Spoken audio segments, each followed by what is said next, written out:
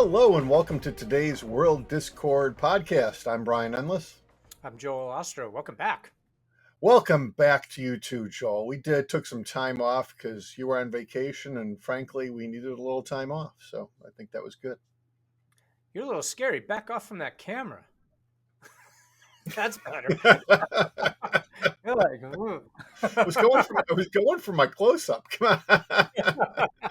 Nobody wants that. Oh, sorry. That's, as they say, face for radio. Yeah. So let's get a little bit more serious. Let's get a lot more serious here. We haven't talked about Israel and the Gaza Strip in quite a while, and things have been happening, and things have not been happening to some extent too. And we want to catch up a little bit with what's going on. I think today we want to, at the very least, talk about the recent recognition by France, plus the question of starvation getting worse and worse. The World Health Organization told us this week that it is now level 5 starvation, and I didn't understand the levels until I looked it up. Apparently, do you know what level 5 is? I did not know there were levels. There So are levels. maybe we should start with that. Apparently, level 5 is the level where even if the people are given food now, they will still have severe health conditions because of the Long starvation term. that they went to. And then the other thing we want to talk about is the evolution of the conversation on genocide. It's been changing a little bit lately, and we've noticed. So, Joe, why don't I give it to you to start us off a little bit there?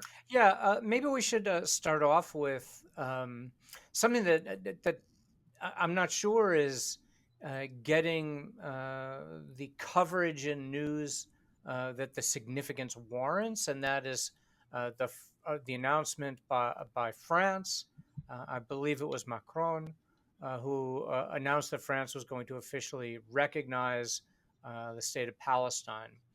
And the I think reason this this is is, something where yours and my ears perked up, but it's yeah, kind of a specialist technical thing between the UN and Israeli politics and things. And I think you're absolutely right. Most people don't know why it's so significant. and there'll be many perspectives on this. I'd be interested to hear yours, and then I'll share mine. But I think the significance. Well, why hasn't there been recognition? And one might say that by the great powers, as it were. Right. Uh, The G7, at least, because Russia's recognized for decades. yeah, but G7 and others. So one might argue that the U.S. dominance caused others to refrain from doing what they might otherwise do, or maybe a combination of U.S. and U.K. Resistance to the idea and heavy support of Israel. One might argue that a little less cynically, maybe, that they honestly believed that um, holding the potential of recognition was a chip they could use to try to force a negotiated solution, a long-term solution. One could argue that they genuinely didn't buy into the legitimacy of a Palestinian state. There are probably others. What do you think? Um, let's start with that. Why? How Yeah. do you explain the other? Let's call them donor states. Sure. I Resist. see it a little bit differently than any of those three. So, first of all, the significant majority of the world of the United Nations has already recognized Palestine as an independent state. Right.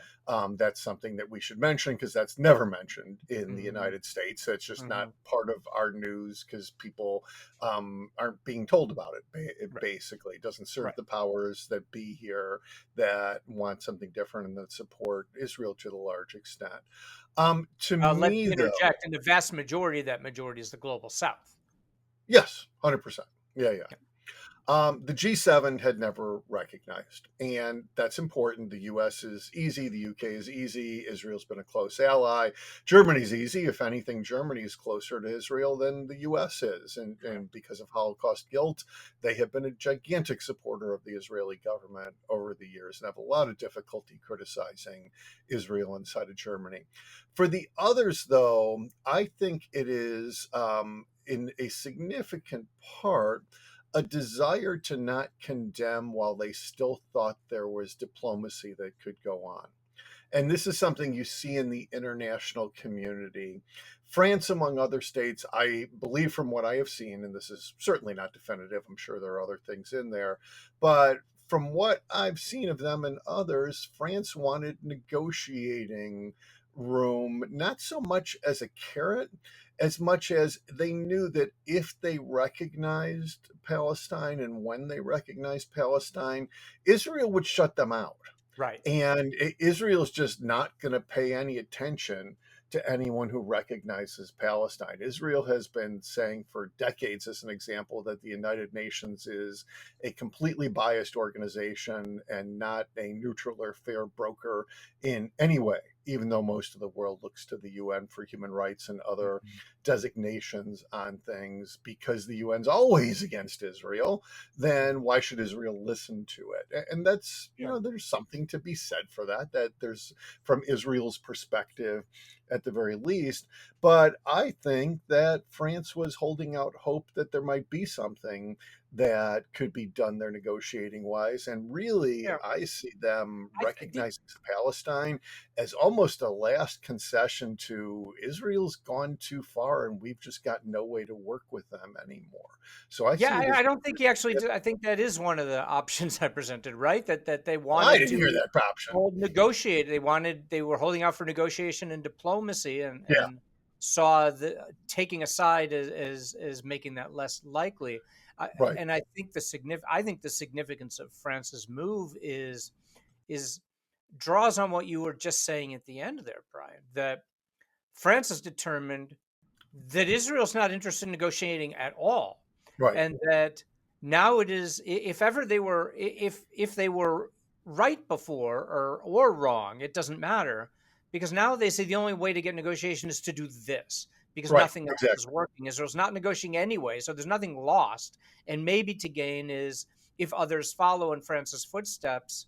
Israel can't shut out the entire donor world, Right. Well, right? it really, So this is in a lot of ways is the nuclear option. France is yeah, taking the nuclear option. It's one of those things I've been telling students for years. That we got U.S. students who want the U.S. to recognize Palestine and move away from Israel. My comment is often, what would happen if the U.S. recognized Palestine and moved away from Israel? That is backing the Israeli government into the tightest corner that anybody has ever been backed into. And they have the most powerful military in the Middle East, along with nuclear weapons. but I that's a don't false think we want dichotomy, to isn't it? back Israel into a military corner. That's a false dichotomy, though, and I know that you don't buy into that false dichotomy. Supporting a Palestinian state does not mean abandoning Israel. I mean, we are No, allies no, with no. both England and France, and they had a long history of enmity. Absolutely. I Right. am making the analogy of what students ask about. Okay, That's the and question that I get frequently is why can't we do that? Why can't what we Israeli move and to the U.S. other rhetoric has side? been forever Yeah, that it's an either or. right. Now, and Do yes, you it think can be. others will follow in France's steps? Like, I'm not talking about the U.S., but other, like in the EU, particularly I think it's a Germany. possibility. Germany won't. No, no, there's not the slightest chance Germany will. Hmm. They're way too supportive of Israel. They're more so than the UK, I would suggest, even. But other than the US, UK, and Germany, it's entirely possible other countries will follow and that Israel will get more isolated. Not that they aren't enormously isolated right now because the policies they've been having have been ongoing for so long. Yeah. Um, well, it'll be fascinating to see if there's any, and what kind of backlash France gets from the Right. unpredictable uh, regime here in the U.S. Yeah. Yeah, Because it's that really hard to say. I mean, I would expect their tariffs will go up, probably because they're go up and shipping down out and up so and down and much. up and down like they have been. And Exactly. uh, Um, really hard to it's good follow. we're laughing at tariffs, but we'll get a 2-week warning before it happens, so that's always good. Right. And then it won't happen. Yes. um, Um, interesting. yeah, I don't know. There's a whole lot more to say on that one, except that it just really is a significant thing we don't want people to miss, and it's not going to happen instantly. But watch for it. Watch what comes out of this. And, I've never really That's not true. I guess I've forgotten how the EU politics works, but can France force a discussion and vote within the EU on EU recognition of Palestine? I don't It's a know how good those work. question. Isn't EU on big foreign policy pictures unanimity? But I don't know. I'm not an EU specialist, so I'm not sure. It, on some, for sure, because remember the whole thing with when it comes to security, like sending military aid. Hungary was the holdout on Right, Ukraine. right. Um, but one could make the argument that this isn't about sending military aid, it's more about, diplomatic recognition. Yeah, I'm sure they have a rule on this, and just neither one of us Are familiar completely with know it. it. Yeah, But I wonder how we could. Hey, dude, we could Google it. What? I can. Okay, I'd get um, Google AI as my first resource, and it might be wrong, so I want to be careful there. but I think I agree with you. I would expect that, say, the Netherlands, maybe Italy, like other EU states, could very Yeah, well follow in France's footsteps. I yeah, it's particularly entirely want to possible. touch. It'll be interesting to see. Yeah, Uh, no, it's entirely possible. Um, uh, should we where do you turn want to to go food? next? Food. Let's go to food. Food's one of my favorite things. So what we're seeing right now is the current phase of the war, horrifically, is the famine and starvation phase. And I'm just so interested in the our audience, levels. Like, do you? I know you outlined a little of the level five. Can you yeah, do you have that WHO. at your disposal? The other four, like how it I goes? don't. I just looked up what level five was because the WHO director mentioned it. There's a New York Times article today and gives the WHO speech yesterday talking about how bad the famine is getting and that more and more people are dying in recent weeks from lack of food. And they mentioned that level five was there, and I looked up level five without looking up the others. Got it. So it was just this is the point beyond no return. People can't get healthy or don't get Yeah. healthy after this. They just have health conditions their entire lives. Because normally it'd be What the was it? World Food Program. World Food? No, it was World Health Organization that Yeah, I'm said it. saying, but that because of the health issue. But I would imagine the World Food Program has They sort of the might. Yeah, primary they usually work together responsibility on or these things. whatever. So. I Yeah, want to start though by mentioning the difference between famine and starvation, or famine yeah, and drought, is important because famine is human made, and it is starvation because of human beings. When we talk about famine here, it is the war, and most people have laid this directly at the feet of Israel, preventing Palestinian people, families, women, children, men, from getting access to food. In some cases, some food is getting in, but really very little. The Israelis have blocked the borders. Not only have they blocked the borders, but the last couple months they've taken over security for right. shipments coming in, and they're working with the only international group led by Blackwater that is allowed to bring food in. That international group has criticized the Israelis, and when Blackwater criticizes you for human rights, I there's mean, something wrong you there. know you're doing something wrong. Yeah. You got a But yeah, problem. Israel But blockaded for a long time, prevented food they from getting did. in. And then what's happened is, what are there two? There's either one or 2 points where aid is allowed to come in. I think it's down to one. Yeah, Uh, 2 points. They're limiting it to one in central Gaza. Gaza is yeah, 140 square miles. right. Most people in Gaza can't get to central Can't Gaza. get to that one. And then But the more important thing is what we're seeing is Israeli soldiers shooting at people lined shooting at up people, for they're aid. letting the food in, and then people are going to those points, and then Israel's attacking them. And this definitely They're not been an uptick of this 100%. And in the there have been last Israeli soldiers complaining about this. And that's complaining something about. Haaretz, which is the left newspaper in Israel, has published a number of articles lately And quoting there've been a Israeli number of soldiers talking about public this. protests, street protests in Israeli cities about it. I saw some home video posts on social media about that yesterday. Yeah. But It, these it's, it, attacks have definitely increased in number and increased in severity. Yeah. in the Yeah, last they're couple not of using non-lethal force at all. The right, Israelis are actually used for like using rubber bullets and water hoses and crowd control. That's not safe, by the way, but it's safer than bullets, right. and that's not being used here. They're just shooting people to try to disperse the crowds. They're not shooting into the air to disperse the crowds. They're shooting into the crowds to disperse the crowds. So let's This talk is about just that. Let's talk this about is that. beyond the pale.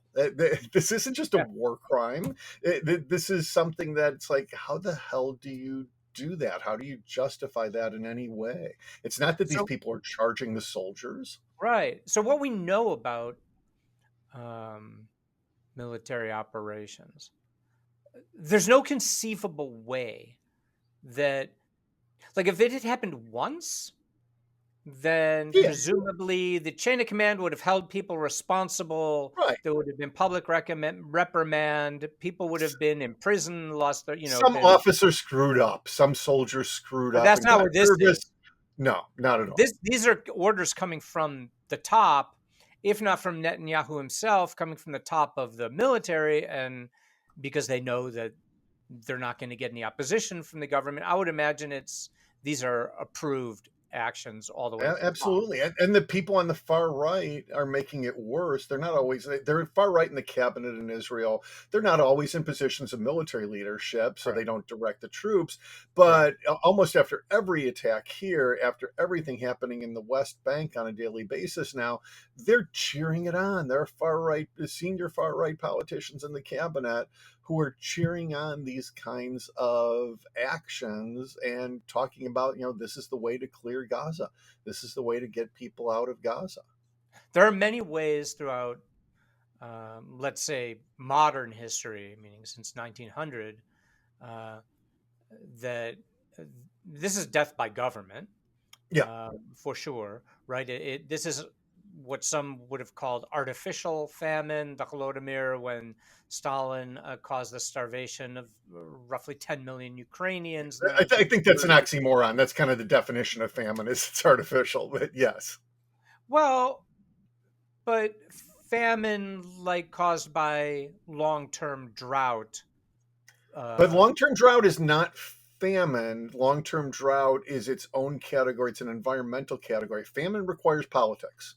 So that's the distinction in the definition that I've always heard is famine has that political aspect well, to it. yeah, I was gonna say, like, even in the 70s and 80s, when we would see those images from, say, Ethiopia Right. or elsewhere, there was long-term drought, there was failure in food production, but there was also civil Made worse war by and civil war. manipulation, and that's why those Exactly. instances were caused famine. But in those cases, Mother Nature, as it were, certainly had a significant role. Yeah. Access to water was underneath much of the violence and the conflict. In Right. Ukraine, none of that was the case in the 30s, and certainly here, no reasonable argument can be made that No. any of this has to do with natural occurrences. There's a difference between 100% uh, politically government caused famine and starvation exacerbated into famine Yeah. because of government action I or want to put breaking. out a fact and then put out a suggestion for you to agree or fight me on or whatever we want to do. It's again beyond the pale. What we are now hearing is some of our best information comes from medical workers, healthcare Yeah. workers, aid workers, particularly Doctors Without Borders. And what we now know from the last week and a half or 2 weeks of reporting is every single time someone from Doctors Without Borders talks about what's happening, they emphasize the fact that they and their families are also not getting food. Yeah. This Yeah. is not just the case of the Correct. Palestinians in Gaza being shut out. Food and water are being completely shut out, and the doctors who and aid workers who are there to treat people are constantly struggling to get food for themselves and for their families.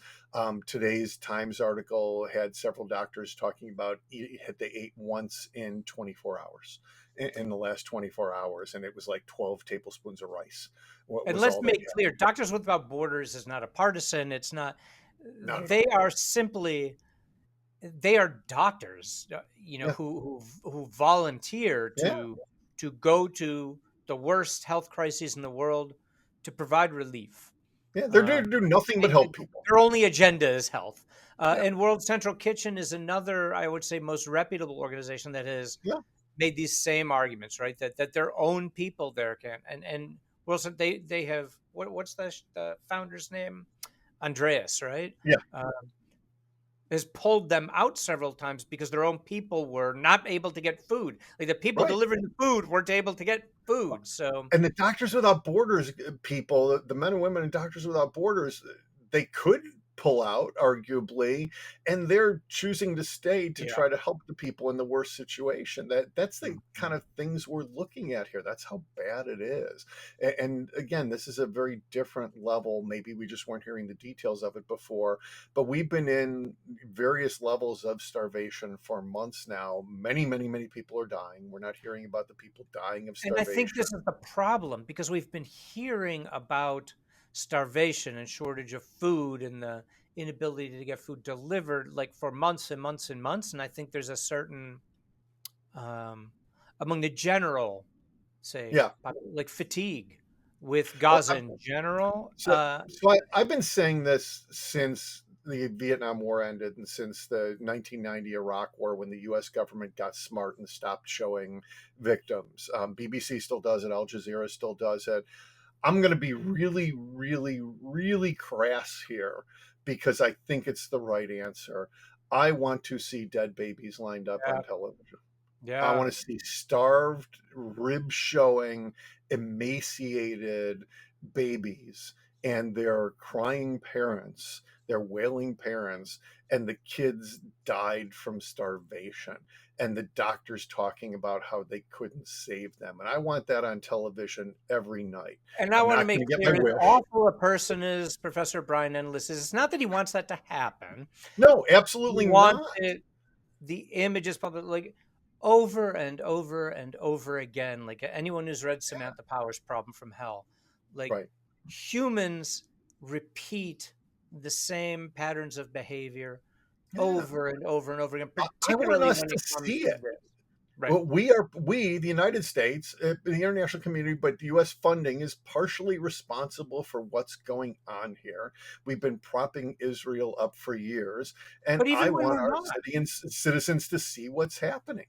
even when we're not, like during the Rwanda genocide, I remember I was living in Moscow, but I also had access to CNN International, and the sanitization that CNN Yeah, uh, put in their coverage was obvious to me because the then free Russian media uh, was not holding back, and the right. outrage, the mass outrage among the population was quite different than here and was up to Right. date. Like we It, found it out was here This largely. goes back to the 1991 Iraq War when the first Bush administration cut a deal with the Correct, press and gave correct. them big access, but But only they if they didn't report and show certain things, because Bush understood that Vietnam was lost in the pictures and lost, quote unquote, that the yeah. U.S. had to pull out. But, the U.S. public lost faith in the U.S. government, and the Vietnam War, we had to leave the Vietnam War because the U.S. public saw those pictures. But It even is a during the powerful. Holocaust, the images that came out after the Oh, yeah. liberation of the camps were not the first images that the outside world had of what was going on in those camps. The Right. U.S. government had images. The New York Times and other leading media outlets all over the West, and it's not just American media. Times of London, Le Monde, nobody published these for Yeah. whatever reasons that Yeah. and And as by Samantha the way, Power, they find reasons not to publish. I want to be fair to my friends on the Israeli side, so that we're not sounding biased on this, because you and I have the exact same position on this. This is exactly what should have, and to some extent did happen after October 7th. There was more of that after October 7th because Israeli TV certainly showed it, and Correct. American TV picked up some of it. Correct. But yeah, I want to see every Israeli killed too. The fact is, there have been pretty much no Israeli It's killed. civilians Right. killed since October 7th, and Even very not few many soldiers. Israeli soldiers, to be honest. Right. No, and especially recently, very few Israeli soldiers. Recently, for reason by recently, Brian means at least a year. Yeah. So here's the other thing. This leads us directly into one other thing I want to talk about before we get to the changing definitions of things. And that is the question of, should this war still be going on? So I had somebody challenge me again yesterday and say, this is war. This behavior is horrible because it's war. And if only Hamas puts down its weapons. Another Well, Samantha first, two Power things. argument. That's a ridiculous argument. If Hamas Yeah, puts down its weapons, the Palestinians get wiped out, and not that Hamas's weapons are that important. More importantly, though, the Israelis have apparently decided they can do whatever they want to. correct. That this is no longer a question of any kind of justice or retribution for October 7th. That's been done a long time ago.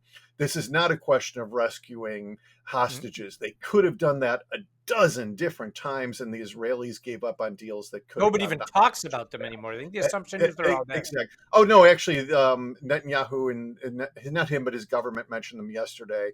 The Israeli government now officially believes most or all of them are dead. That doesn't mean they don't want the bodies back. Yeah, Israel's yeah, yeah. very big on that, but at the same time, they could have had the hostages back. They have chosen to pursue this intense war of choice that is killing Palestinian civilians. Might they be getting a few Hamas people in? Yeah, they might be, but week and a half ago, what But did they we don't see? care, right? They They're don't, not but I targeting want to them. use an And example though. yeah, We saw a line of people lining up for food aid where the Israelis weren't shooting at them at that yeah, point in time. We've seen lines with shooting, and apparently Israel had intelligence that there was one Hamas guy standing in the line or on the side of the line, and two missiles were yeah, fired to take out that Hamas right, operative. Now, let's assume he was a Hamas operative for a moment. About 100 people were died and more were injured when that happened, including right. children who Yeah, were there, including doesn't. babies who were there. Yeah. That's ridiculous. That it is absolutely ridiculous that anybody thinks that that could in any way be legitimate, especially since this is so clearly a war of choice by Benjamin Netanyahu and especially by the far right who are pushing him. And there have been a lot of people who have been pushing against his government, and people on the other side of Israeli politics are horrified by this, and it continues.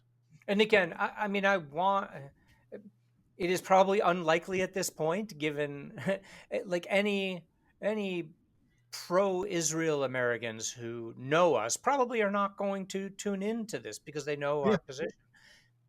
No, this was not a war of choice at the start, although no, I would argue that perhaps history will inform us that, in fact, it was for both Hamas and the Netanyahu government. But let's right. accept, And Netanyahu had clearly been setting up something for a while, but but let's yeah, I accept mean, for this time. Hamas engaged in a horrible attack with war crimes that Yeah, on October let's 7th. just assume the worst in that Hamas, unprovoked, carried out that attack and committed all those war crimes, and Israel, like there was no this entire surprise to Israel. Let's just allow that. That makes this not a war of choice then.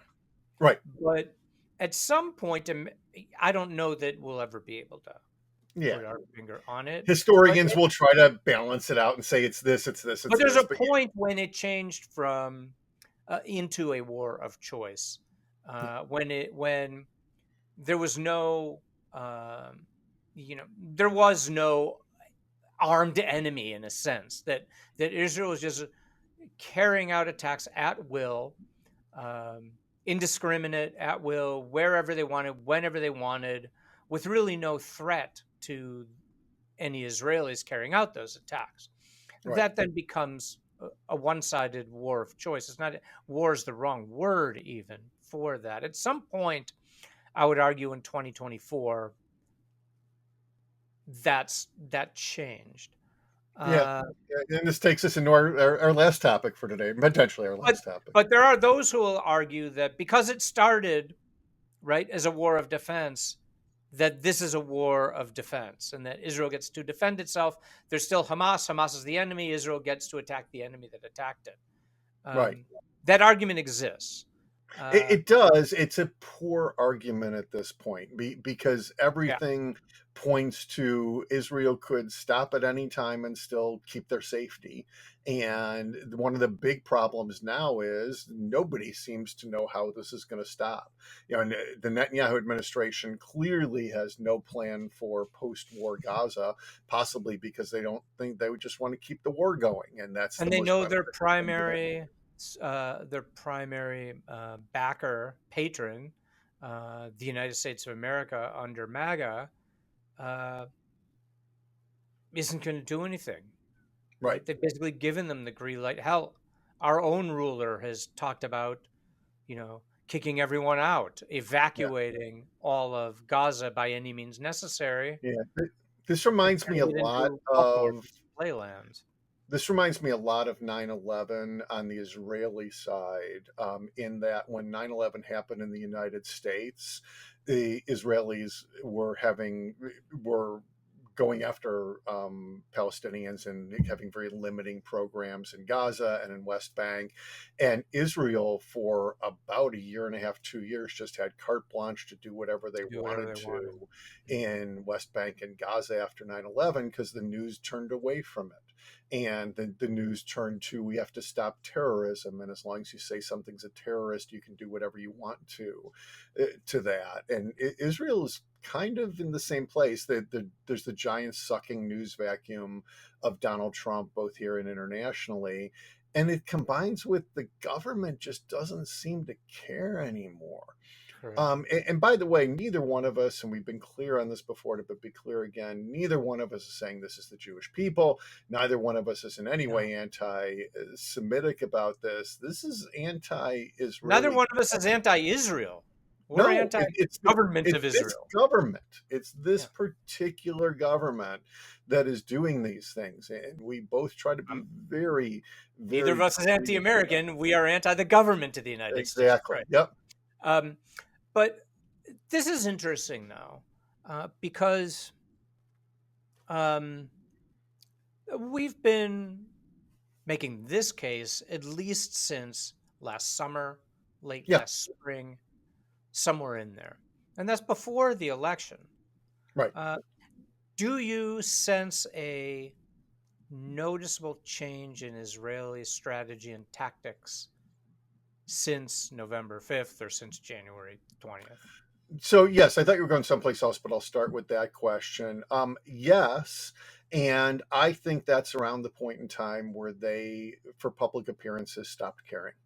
They stopped justifying their attacks in the same way. They stopped limiting their attacks. Okay, we're going to move everybody to a different area now so that we can clean out one area. They still talk about that a little bit, but They don't. now they don't even try to justify the military attacks against lines of people. They just say that they're keeping order. Well, And to go when back the and look, you military don't think that attacks, was happening before November? I don't. I think they were justifying more. I think they were trying to at least make it publicly sound good. I'm not saying people were Fair. buying the justification. Either you were And on their now side or that you weren't. side of it is gone. Yeah. Yeah, There's not and even. it's just more blatant now. I will also. Oh, you cut off. Aha! I hit the space bar, and that mutes me. That is That's an bad, important thing. bad, bad. That is an important thing for a podcaster to know, that you don't want to do this. You don't Yeah. want to hit the space bar. That would be bad. Okay, thank you. I say Um, leave this in. Let's not cut that oh out. no, hundred People might percent. find this informative. This isn't coming If out. I had done it, we would stop and start over. Of course. Yeah. So this is a change for me, and it has been a change that happened this year. It was a slow change. You and our listeners know that I have been reluctant since the beginning to call this a genocide. I started saying after a month, 2 months, 3 months, that we were starting to get the enough information that we should investigate it for genocide. I was very much with the ICJ on that when that ruling was made 5, 6 months in. And I've been in a while that I think there's probably enough information that if it's investigated as a genocide, it is. I think we can just call it a genocide now Oh, for sure. for political purposes. And this is something I think we're seeing with a lot of people around the world. The coverage has kind of shifted. and there's very little for people who talk about it, which is not the US press. There's very little question anymore. I've seen the US press talk more about the aid situation. MSNBC and CNN, for example, which were pretty pro-Israel for a long time, Sure. have started to bring up a lot of the problems that are going on here. It is just so blatant. And what we see happening fits the classical definition. Yeah. People on the Israeli side, defenders of the government, keep going back to, well, they're not all being wiped out.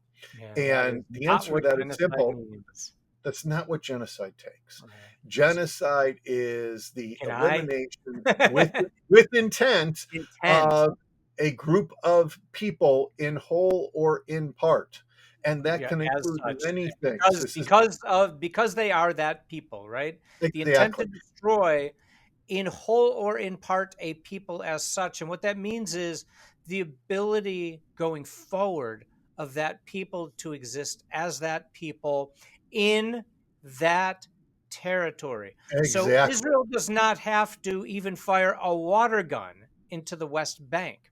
They don't have to do anything towards any Palestinians anywhere Yep. else in the world if they are denying the Palestinian people in Gaza the conditions of life now and going forward with the intent to make it impossible in the future for them. That is genocide. 70 to 75% of the buildings in 140 square mile Gaza Strip are destroyed. One, and There they're are no health bulldozing supplies. them, There are no health bulldozing whole supplies coming in. neighborhoods Absolutely. and No health videotaping it supplies when they do it. coming in, practically no health care. No food coming in, starvation, no clean water coming in, the electricity cut off and held off by the Israelis. But That's they no shooting at all. To your point, we've talked about none of that. That is all intended to destroy the Palestinian way of life by denying them the ability to live in their homes. Pushing them out of their homes is a form of genocide. That's But what was more done than in that, even Darfur. Israel's doing. Right? Yeah. I have heard, I wish I had the quote, but I know I heard it sometime in the last 3 or 4 days.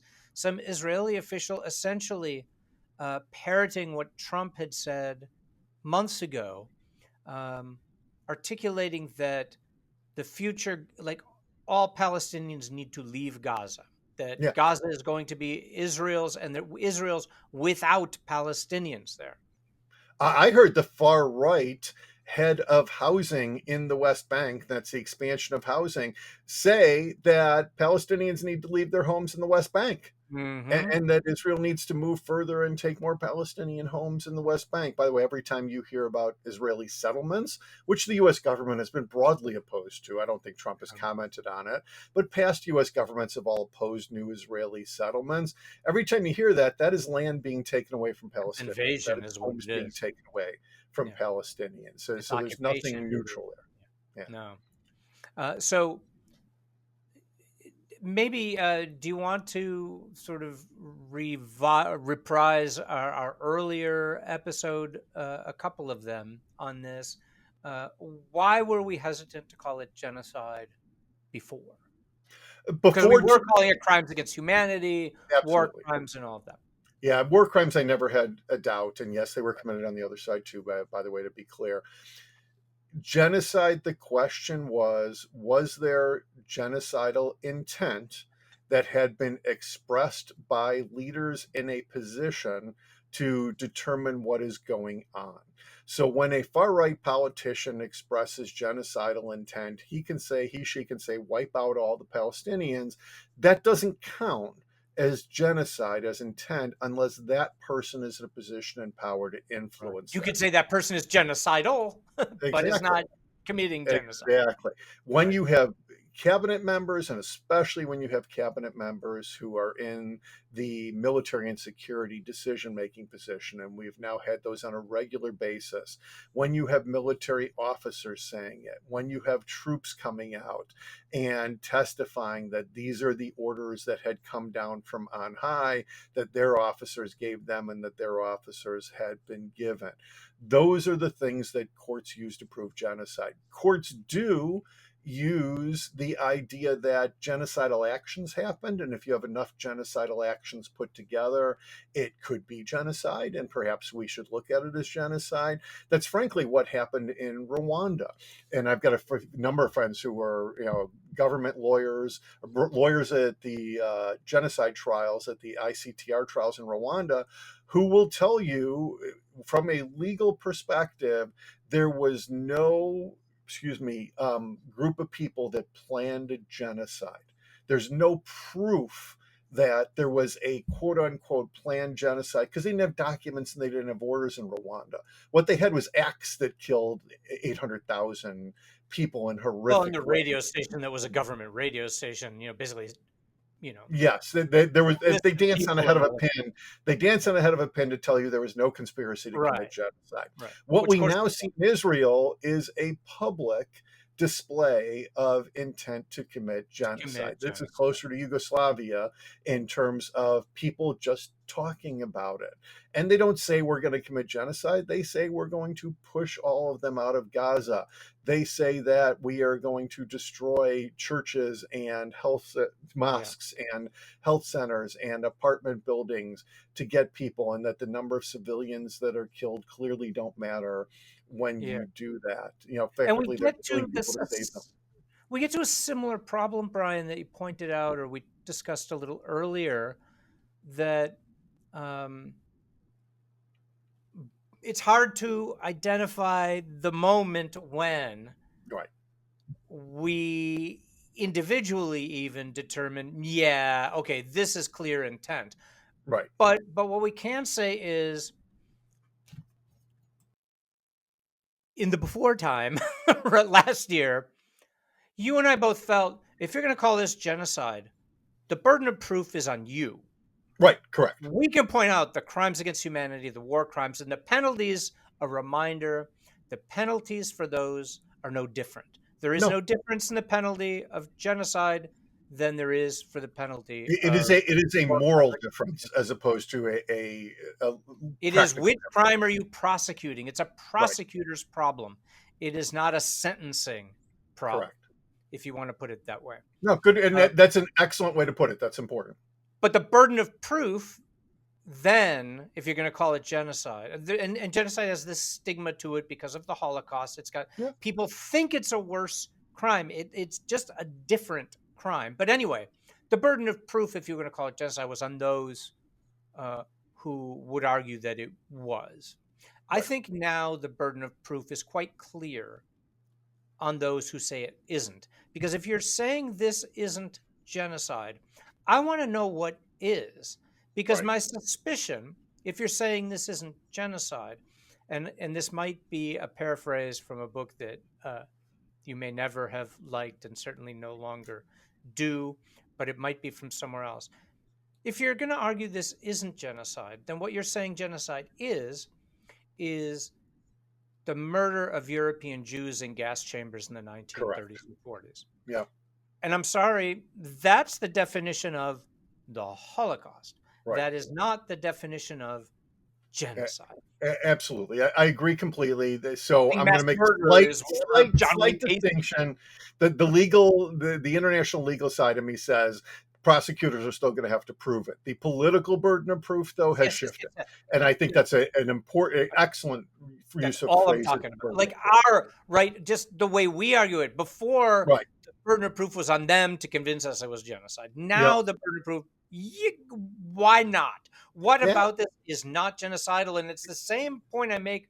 What about what the current regime in Washington is doing is not pursuing dictatorship, is not fascism? Like, Yeah. what would it have to be for you to call Quit, it that? quit turning it there. And if now the problem is that we are culpable for supporting the genocide, that the U.S. if this is Correct. genocide, the U.S. Correct. is a supporter of genocide, which is also against the Genocide Convention. Correct. That is taking part in genocide if it happened. Correct. I got to tell you, I talked to a number of people. I'm very open on social media and engage in debates with people who are very pro-Israeli Yep. government, Me too. and I only hear two real arguments from them. One is, this is war. What do you expect? And the second one is they were attacked. What do you want them to do to ensure their security? And both of these are horrible arguments. They are just so simplistic and so bad. Yes, this is war. By the way, we have these things called war crimes, and Yeah, they are being committed here that can only happen during war. We set standards for war. And then also, in terms of what do you want them to do? I want them to persecute or prosecute a war if they had to defend themselves, which I believed it was reasonable. It was a security question for Israel. You got to go in with troops on the ground and try not to kill civilians as correct, opposed to actively killing civilians. And correct, then, even worse, actively destroying the whole territory. correct. When you put all those things together, this is just such massive overkill, the absolute disproportion. We talk about Yeah, proportionality, absolute, complete, and utter disproportion here. And unfortunately, we know that lots of people saying there is intent. There is intent to get rid of Palestinian home in Gaza. There is intent not just to get rid of Hamas. Getting rid of Hamas is arguably fine. We wouldn't be talking about right. this. Getting rid of Palestinians, Yep. that's a problem. And there's one other piece though that I believe you left out. At least by this time last year, there was another potential answer for that question: what are we supposed to do?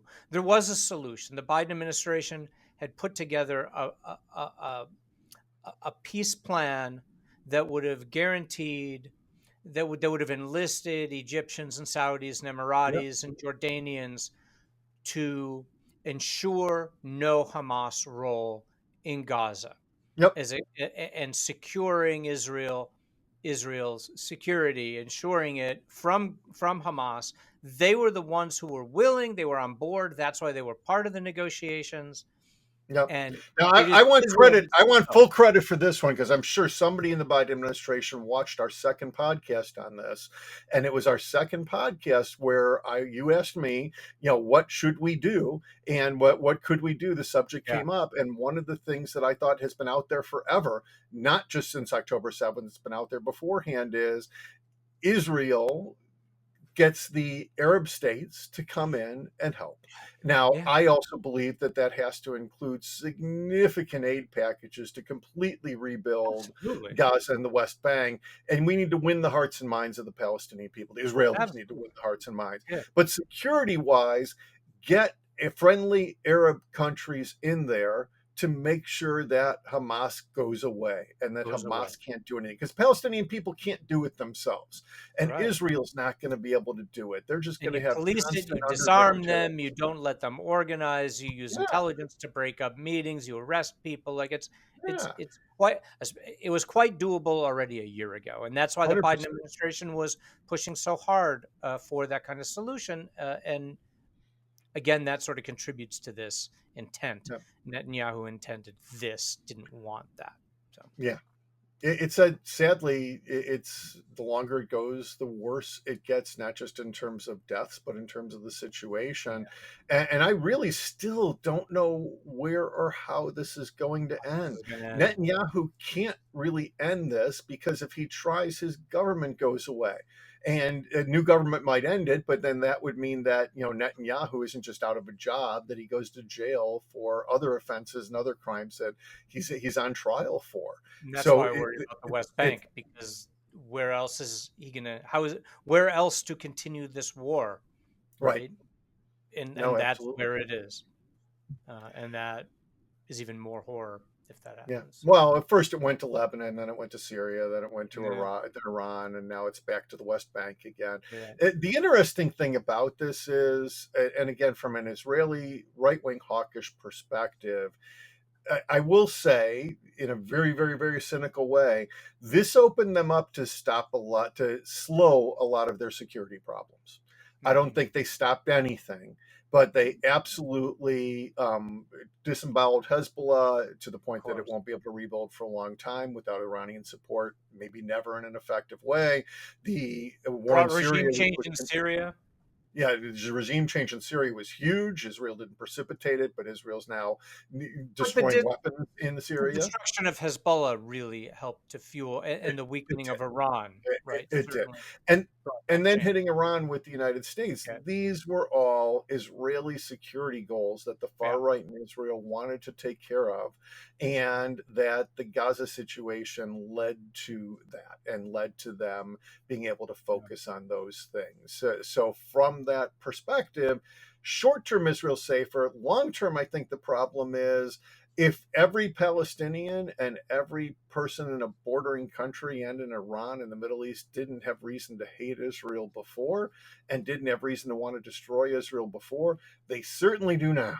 you certainly do now. And it's Mhm. one of those things. They have created generations of people who hate them to the point that they could easily become suicide bombers and that the Yep. cycle will Yeah. start again. Yeah. And that is terrible. That is horrific. That, first of all, that situation exists. Second, that these, usually kids' lives have been destroyed to Right. the point that they see that as their only option that's Yeah. there. There's going to be It's blowback horrific. from this that will last for decades. Yeah. I think we might leave it at that, Brian. Oh, that's such a happy note to leave on. Yeah. Well, usually I don't after think one, there's a topic where we're going to find the happy note. we're not going to find no happy endings on this topic. All right, Uh, I opened it. You close it. Thank you for tuning in. Please like and follow and share and tell everyone about the World Discord podcast. Thanks, David, for producing this. And until next time. Thanks, folks. See you soon.